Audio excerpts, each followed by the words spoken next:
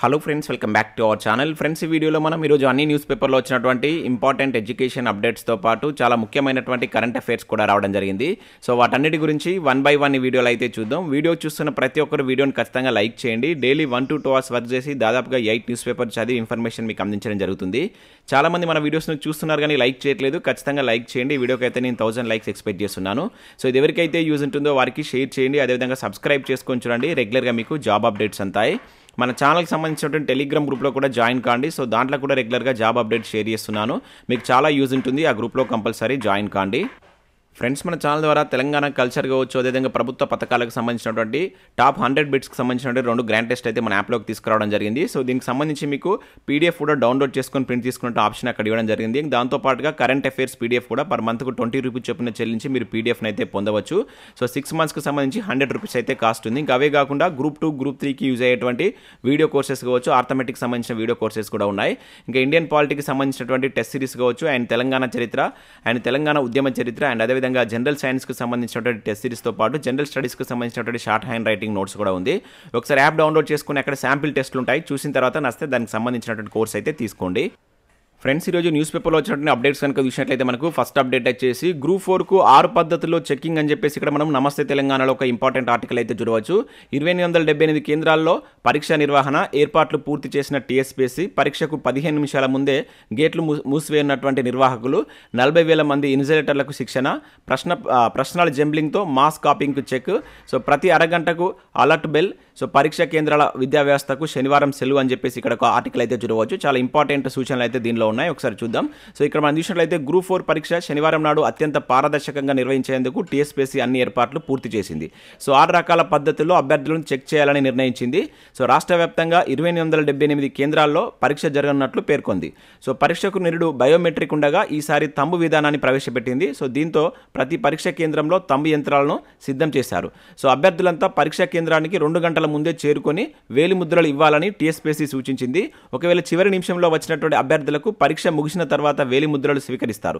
పరీక్షా కేంద్రంలోకి అడుగు పెట్టడం నుంచి మొదలుకొని సో పరీక్ష రాయడం ప్రారంభించే వరకు 6 పద్ధతుల్లో అభ్యర్థులను చెక్ చేయాలని చెప్పేసి నిర్ణయించిందని చెప్పేసి ఇక్కడ మనం చూడవచ్చు. సో పరీక్షా కేంద్రాలుగా ఉన్నటువంటి పాఠశాలలు కావచ్చు, విద్యా సంస్థలకు శనివారం అయితే సెలవు ప్రకటించారు. సో గ్రూప్ 4 పరీక్ష విధులు నిర్వహిస్తున్నటువంటి సుమారు 40,000 మంది ఇన్సులేటర్లకు ఒక రోజు శిక్షణ కూడా ఇచ్చారని చెప్పేసి ఇక్కడ ఇచ్చారు. పరీక్షా నిర్వహణకు సంబంధించి కావచ్చు, నిబంధనలు, ఇన్సులేటర్ల యొక్క విధులు తదితర అంశాలపై వారికి సమగ్ర అవగాహన కల్పించారని చెప్పేసి ఇక్కడ మనం అయితే చూడవచ్చు. సో ప్రశ్నల జంబ్లింగ్తో మాస్ కాపింగ్ చెక్ అని చెప్పేసి ఇచ్చారు. సో మనకు ప్రశ్న పత్రంలో ప్రశ్నలు అయితే సో ఇక్కడ ABCD సీరియల్స్ పేరుతో 4 ప్రశ్న పత్రాలు అభ్యర్థులకు వరుస క్రమంలో ఇచ్చేవారు. కాకపోతే ఈసారి అట్లా కాకుండా మనకు ప్రశ్నలు జంబ్లింగ్ విధానంలో క్వశ్చన్ పేపర్ ఉంటుందని చెప్పేసి ఇక్కడ ఇచ్చారు. సో మనకి ఇక్కడ గ్రూప్ 4కు తనిఖీ ఎలా చేస్తారని కూడా ఇక్కడ ఇవ్వడం జరిగింది. మొదటగా గేట్ దగ్గర మనకు పరీక్షా కేంద్రంలో హాల్ టికెట్ని అయితే పరిశీలిస్తారు. సో రాష్ట్ర ప్రభుత్వం జారీ చేసిన ఏదైనా ఒక గుర్తింపు కార్డును అయితే తప్పనిసరి అక్కడ మనం చూపించవలసి అయితే ఉంటుంది. అదేవిధంగా పరీక్షా కేంద్రంలో నామినల్ రోల్లోని పేరును పరిశీలిస్తారు. అదేవిధంగా నామినల్ రోల్ తర్వాత ప్రభుత్వ ఐడిలోని ఫోటోను వెరిఫై చేస్తారు. సో అభ్యర్థుల సంతకాన్ని సరిపోల్స్తారు. చివరగా అభ్యర్థి యొక్క వేలిముద్రను స్వీకరిస్తారని చెప్పేసి ఇట్లా 6 దశల్లో ఈ చెక్కింగ్ ఉంటుందని చెప్పేసి ఇక్కడ ఇవ్వడం జరిగింది. సో ఇక్కడ నెక్స్ట్ విషయంలో అయితే తాళి మెట్టలు తీసేయాలనే ప్రచారం అవాస్తవం అని చెప్పేసి ఇక్కడ TSPSC చైర్మన్ చెప్పడం జరిగింది. సో పరీక్షకు హాజరయ్యేటువంటి అభ్యర్థులు తాలిబొట్టు, మెట్టలు తీసివేయాలనేటువంటి నిబంధన లేదు. సో హిందూ సాంప్రదాయాలను కించపరుస్తున్నారని కొందరు చేసేటువంటి ప్రచారంలో వాస్తవం లేదని చెప్పేసి ఇక్కడ మనకు TSPSC చైర్మన్ ఇక్కడైతే మనకు స్పష్టం చేయడం జరిగింది. సో ఇవి మనకు గ్రూప్ 4కి సంబంధించినటువంటి ఇంపార్టెంట్ సూచనలు. సో ఎగ్జామ్ రాయబోతున్న ప్రతి అభ్యర్థి సో వీటిని అయితే పాటించేటువంటి ప్రయత్నం చేయండి. సో మరీ ముఖ్యంగా 1 to 1.5 hours బిఫోరే మీ యొక్క ఎగ్జామ్ సెంటర్కి అయితే మీరు చేరుకునేటువంటి ప్రయత్నం చేయండి. చాలా కూల్గా ఎగ్జామ్ రాయండి, టెన్షన్ పడకండి. సో మీరు ఇన్ని రోజులు దాదాపుగా ఒక 6 months నుంచి ప్రిపేర్ అవుతున్నారు. ఆ ప్రిపేర్ అయ్యేది ఈ 3 hours మీద డిపెండ్ అయి ఉంటుంది కనుక చాలా కూల్గా మీరు ఎగ్జామ్ రాసేటువంటి ప్రయత్నం చేయండి. కష్టపడ్డ వాళ్ళకు 100% సక్సెస్ వస్తుంది. సో పాజిటివ్ ఒపీనియన్ తోటి వెళ్ళి పాజిటివ్గా మీరు ఎగ్జామ్ రాసేటువంటి ప్రయత్నం అయితే చేయండి, టెన్షన్ పడకండి. నెక్స్ట్ ఇక్కడ గ్రూప్ 4 సంబంధించి మరొక అప్డేట్ కూడా చూడవచ్చు. గ్రూప్ 4కు బయోమెట్రిక్ హాజరని చెప్పేసి ఇచ్చారు. సో TSPSC నిర్ణయం జూలై 1న 2846 కేంద్రాల్లో పరీక్ష అని చెప్పేసి ఇక్కడ మనకు ఆంధ్రజ్యోతిలో కొంచెం డిఫరెంట్గా అయితే న్యూస్ ఇవ్వడం జరిగింది. సో పేరు, హాల్ టికెట్ నెంబరు, ఫోటో లేకుండా OMR షీట్ అని చెప్పేసి ఇక్కడ ఇచ్చారు. సో ఇక్కడ మనం చూసినట్లయితే గ్రూప్ 4 పరీక్షల్లో బయోమెట్రిక్ హాజరు అమలు చేయాలని తెలంగాణ రాష్ట్ర పబ్లిక్ సర్వీస్ కమిషన్ అధికారులు నిర్ణయించారు. సో ఇందుకోసం ప్రతి కేంద్రం వద్ద అవసరమైనటువంటి సంఖ్యలో యంత్రాలను సిద్ధం చేస్తున్నారు. సో ఈ హాజరు నమోదు సమయం పడుతుంది కాబట్టి అభ్యర్థులు పరీక్షా కేంద్రం వద్దకు ముందుగా చేరుకోవాలని సూచించారు. 2018లో జరిగినటువంటి గ్రూప్ 4లో బయోమెట్రిక్ హాజరు తీసుకున్నారు. అయితే పేపర్ లీకేజ్ అనంతరం నిర్వహించినటువంటి గ్రూప్ 1 ప్రిలిమ్స్కు మాన్యువల్ హాజరు నమోదు చేశారు. సో దీనిపై కొందరు కోర్టుకు వెళ్లారు. సో అక్రమాలు జరిగే ప్రమాదం ఉందని ఆందోళన వ్యక్తం చేశారు. సో ఈ పరిమాణాల దృష్ట్యా సో జూలై 1న జరిగేటువంటి గ్రూప్ 4 పరీక్షలో బయోమెట్రిక్ హాజరు తీసుకుంటామని TSPSC స్పష్టం చేసిందని చెప్పేసి ఇక్కడ ఇవ్వడం జరిగింది. కాకపోతే ఇక్కడ మనకు TSPSC చైర్మన్ చెప్పినటువంటి దానిలో కనుక చూసినట్లయితే ఓన్లీ తమ్ము ప్రింటే ఉంటుందని చెప్పేసి ఇచ్చారు. ఇక్కడ చూడవచ్చు పరీక్షకు నేడు బయోమెట్రిక్ ఉండగా ఈసారి తమ్ము విధానాన్ని ప్రవేశపెట్టనున్నట్లు ఇక్కడ మనకు TSPSC చైర్మన్ అయితే స్పష్టం చేయడం జరిగింది. కాకపోతే ఇక్కడ మనకు ఆంధ్రజ్యోతిలో మాత్రం బయోమెట్రిక్ అని చెప్పేసి కూడా న్యూస్ అయితే రావడం జరిగింది. ఇక నెక్స్ట్ ముందు నుంచే OMR పై పేర్లు ప్రింట్ చేయట్లే అంటే ఇక్కడ మనకు TSPSC స్పష్టం చేసింది. సో తెలంగాణ రాష్ట్ర పబ్లిక్ సర్వీస్ కమిషన్ TSPSC ప్రారంభం నుంచే అభ్యర్థుల యొక్క OMR షీట్ పై ఫోటో కావచ్చు రూల్ నెంబర్ ముద్రించి ఇవ్వలేదని కమిషన్ అధికారులు వివరణ ఇచ్చారు. సో OMR షీట్ పై ఇటీవల ప్రింట్ చేయట్లేదని వాదనలు తప్పని తెలిపారు. So union public service commission UPSC కూడా మనకు OMR పై హాల్ టికెట్ నెంబర్ కావచ్చు అభ్యర్థి యొక్క ఫోటోలు ప్రింట్ చేయట్లేదని అభ్యర్థుల వివరాలను బబుల్ చేయాల్సి ఉంటుందని చెప్పేసి వివరించినట్లు ఇక్కడ మనకు TSPSC దీనికి సంబంధించినటువంటి స్పష్టత ఇస్తూ ఒక అప్డేట్ అయితే మనకు వెలుగు న్యూస్ పేపర్లో అయితే రావడం జరిగింది. ఇక నెక్స్ట్ విషయం అయితే మనకు SSCలో 704 కాంట్రాక్ట్ కూలీలు అని చెప్పేసి ఇక్కడ ఒక ఇంపార్టెంట్ అప్డేట్ అయితే చూడవచ్చు. సో పాఠశాల విద్యాశాఖలో నియామకాలకు పచ్చ జెండా జూలై 10న పోస్టింగ్ ఉత్తర్వులు అని చెప్పేసి ఇక్కడ చూడవచ్చు. ఇది ఆల్రెడీ మనకు ప్రీవియస్లో వచ్చిన నోటిఫికేషన్ అండి. సో ఇక్కడ విషయం అయితే పాఠశాల విద్యాశాఖలో సమగ్ర శిక్ష అభియాన్ కింద 704 మంది ఉద్యోగులను కాంట్రాక్ట్ విధానంలో నియమించనున్నారు. సో ఈ మేరకు డేటా ఎంట్రీ ఆపరేటర్లు కావచ్చు, SSCA కోఆర్డినేటర్స్, సిస్టమ్ అనాలసిస్టులు, అదేవిధంగా అసిస్టెంట్ ప్రోగ్రామర్లు తదితర పోస్టుల భర్తీ చేసేందుకు 2019 నవంబర్లో విద్యాశాఖ అయితే నోటిఫికేషన్ ఇచ్చింది. అయితే డిసెంబర్లో దానికి అప్పుడే ఎగ్జామ్ కండక్ట్ చేసి 2020లో జనవరిలో జిల్లాల వారీగా మెరిట్ ర్యాంకులు కూడా ప్రకటించింది. అయితే కరోనా వల్ల సో లాస్ట్ 2 ఇయర్స్ విద్యా సంస్థల్లో ఈ పోస్టింగ్ అయితే ఇవ్వలేదు.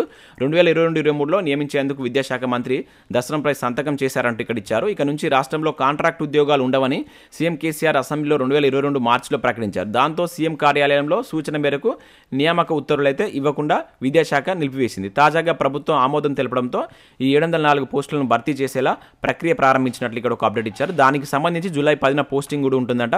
సో 13న సో ఎవరైతే జాబ్ వచ్చినటువంటి అభ్యర్థులు వాళ్ళ యొక్క సంబంధిత శాఖలో చేరవలసి ఉంటుందంటూ కూడా ఇక్కడ మనకు విద్యాశాఖ ఉత్తర్వులు జారీ చేసినట్లు ఒక అప్డేట్ అయితే చూడవచ్చు. చాలామంది ఈ ఉద్యోగాల కోసం ఎగ్జామ్ రాసిన అభ్యర్థులు ఉద్యోగాల కోసం అయితే మనకు అంతకుముందు కామెంట్స్ రూపంలో అడగడం జరిగింది. సో దాని మీద అయితే ఒక స్పష్టత అయితే రావడం జరిగింది. ఇక నెక్స్ట్ విషయంలో సో PGT JL పేపర్ 1 పై స్పష్టత అని చెప్పేసి ఇక్కడ ఒక అప్డేట్ చూడవచ్చు. సో గురుకులాల్లోని JL కావచ్చు, PGT పరీక్షల్లోని పేపర్ 1 జనరల్ స్టడీస్, పేపర్ 2 పై Telangana residential institute recruitment board ట్రిప్ అయితే స్పష్టతనిచ్చింది. సో వీటి పూర్తి వివరాలని ట్రిప్ తన అధికారిక వెబ్సైట్లో పొందుపరిచింది. సో పేపర్ 1 జనరల్ స్టడీస్ను 2 స్థాయిల్లో నిర్వహించనున్నట్లు తెలిపింది.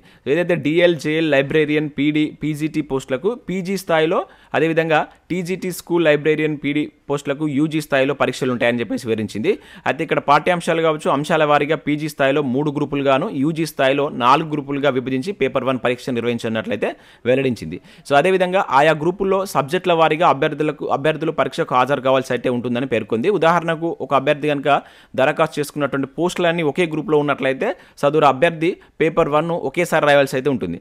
ఒకవేళ దరఖాస్తు చేసుకున్న పోస్టులు కనుక వేరు గ్రూపుల్లో ఉన్నట్లయితే సదరు అభ్యర్థి అందుకు అనుగుణంగా 2 సార్లు పేపర్ 1 రాయాలని ట్రిప్ అయితే స్పష్టం చేసింది. PGT JL పేపర్ 2 పెడగాజీ ఏదైతే ఉంటుందో సబ్జెక్టుల వారీగా కామన్గా నిర్వహించినట్టు ట్రిప్ వివరించింది. ఒకసారి మీరు వెబ్సైట్కి వెళ్ళి చూడండి, ఈ గ్రూపులు ఏమేమి ఉన్నాయని చెక్ చేసుకోండి. మీరు ఎన్నిటికి అప్లై చేశారని చూసినట్లయితే మీకు ఒక స్పష్టత వస్తుంది. PGT JL పేపర్ రాసే అభ్యర్థులకు ఇక్కడ ట్రిప్ అయితే ఒక స్పష్టతను ఇస్తూ మనకు ఒక అప్డేట్ అయితే రావడం జరిగింది. ఇక నెక్స్ట్ ఇక్కడ మనకు ఈనాడు ప్రతిభకు సంబంధించి చూసినట్లయితే మనకు భారత రాజ్యాంగం రాజకీయాలని చెప్పేసి ఒక ఆర్టికల్ రావడం జరిగింది. దాంతోపాటుగా బయాలజీకి సంబంధించినటువంటి ఒక బిడ్ బ్యాంక్ నుండి ఇక్కడ మనం చూడవచ్చు. ఒకసారి పేపర్ డౌన్లోడ్ చేసుకొని వాటిని ప్రాక్టీస్ చేసేటువంటి ప్రయత్నం చేయండి. సో ఇవి మనకు వివిధ న్యూస్ పేపర్లో వచ్చినటువంటి education updates. Next current affair చూద్దాం. చాలా ఇంపార్టెంట్ కరెంట్ అఫేర్స్ అయితే ఉన్నాయి. స్కిప్ చేయకుండా చూడండి, ఖచ్చితంగా లైక్ చేయండి. ఒకటే వీడియోలో మీకు education updates and current affairs కలిపి అందించడం జరుగుతుంది. చాలామంది చూస్తున్నారు కానీ లైక్ చేయట్లేదు. ఖచ్చితంగా లైక్ చేసి మీ మిత్రులకైతే షేర్ చేయండి.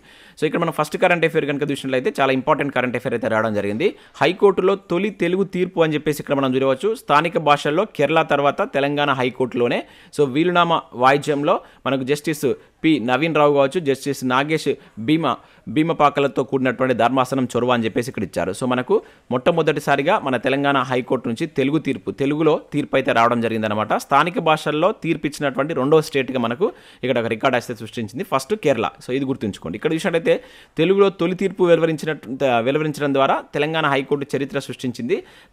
తల్లి ఆస్తిలో వాటాకు సంబంధించి దాఖలైనటువంటి అప్పీల్పై సీనియర్ న్యాయమూర్తి ఎవరైతే ఉన్నారో జస్టిస్ పి నవీన్ రావు కావచ్చు, జస్టిస్ నాగేష్తో కూడినటువంటి ధర్మాసనం ఇటీవల తెలుగులో 44 పేజీల తీర్పును వెలువరించింది. సో ఈ పేర్లు కూడా గుర్తుంచుకోండి, ఇంపార్టెంట్ అండి. సో ఇక్కడ చూసినట్టయితే సుప్రీంకోర్టు హైకోర్టులో మొత్తం ఆంగ్ల భాషలో మనకు దీనికి సంబంధించినటువంటి వ్యవహారాలు అయితే ఉంటాయి. సో పిటిషన్లు దాఖలు చేసేటప్పుడు అనుబంధ పత్రాలు కావచ్చు, ఆధారాలు స్థానిక భాషలో ఉన్నప్పటికీ వాటిని ఆంగ్లంలో తర్జుమా చేసి కోర్టు రిజిస్టర్కి అయితే సమర్పించవలసి అయితే ఉంటుందని చెప్పేసి ఇక్కడ ఇచ్చారు. అయితే మనకు ఫస్ట్ టైం తెలుగులో అయితే మనకు తెలంగాణ హైకోర్టు నుంచి అయితే తీర్పు వెలువడింది. సో దానికి సంబంధించి మనది రెండవది. దేశంలో ఫస్ట్ అయితే కేరళ, తర్వాత మన తెలంగాణ అనమాట. సో ఆ పేర్లను కూడా గుర్తుంచుకోండి, తీర్పు ఇచ్చినటువంటి ఎవరైతే జడ్జిలు ఉన్నారో. సో తొలిసారి తెలుగులో హైకోర్టు తీర్పు అని చెప్పేసి మరొక న్యూస్ పేపర్లో కూడా దీనికి సంబంధించిన అప్డేట్ అయితే వచ్చింది. ఇక నెక్స్ట్ చూసినట్లయితే సురక్షిత తాగునీటిలో తెలంగాణ టాప్ అని చెప్పేసి ఇక్కడ ఒక ఇంపార్టెంట్ కరెంట్ అఫేర్ అయితే చూడవచ్చు. తెలంగాణ సహా 5 రాష్ట్రాలకు నెంబర్ 1 స్థానం. సో నీటి స్వచ్ఛతలో అగ్రస్థానంలో రాష్ట్రం. సో రాష్ట్ర తాగునీటి స్వచ్ఛత 98.7%. సో యూరోప్లో 62% ఇళ్లకే స్వచ్ఛమైనటువంటి త్రాగునీరు ప్రపంచ ఆరోగ్య సంస్థ నివేదికలో వెల్లడి అని చెప్పేసి ఇక్కడ ఇచ్చారు. సో తెలంగాణ రాష్ట్రం మరో ఘనతను సొంతం చేసుకుంది. సో దేశంలో 100% సురక్షితమైనటువంటి తాగునీటిని అందించేటువంటి 5 రాష్ట్రాల్లో తెలంగాణ ఒకటిగా అయితే నిలిచింది. సో జల్ జీవన్ మిషన్ ద్వారా ఇది సాకారమైందని చెప్పేసి ప్రపంచ ఆరోగ్య సంస్థ మనకు పేర్కొంది. సో ఈ మేరకు ప్రపంచ ఆరోగ్య సంస్థ తాజా నివేదికను విడుదల చేసింది. జల్ జీవన్ మిషన్ అమలులో భారతదేశం పురోగతిని సాధించిందని చెప్పేసి దానిలో తెలపడం జరిగింది. అయితే ఇంటింటికి 100% సురక్షితమైనటువంటి త్రాగునీరు అందిస్తున్నటువంటి రాష్ట్రాల కనుక చూసినట్లయితే తెలంగాణ, గోవా, హర్యానా, గుజరాత్, పంజాబ్. ఇవి మోస్ట్ ఇంపార్టెంట్ అండి, కంపల్సరీ గుర్తుంచుకోవాలి. తెలంగాణ, గోవా, హర్యానా, గుజరాత్, పంజాబ్ ఈ 5 రాష్ట్రాలు 100% ఉన్నట్లు మనకి నివేదిక తెలిపింది. తెలంగాణలో 53.98 లక్షల ఇండ్లు ఉంటే అందులో ప్రతి ఇంటికి ఈ సురక్షితమైనటువంటి త్రాగునీరు అందుబాటులో ఉందని నివేదిక అయితే వివరించగా, కాగా ఈ రాష్ట్రాల కంటే నీటి స్వచ్ఛతలో మాత్రం తెలంగాణనే నెంబర్ 1 స్థానంలో ఉంది.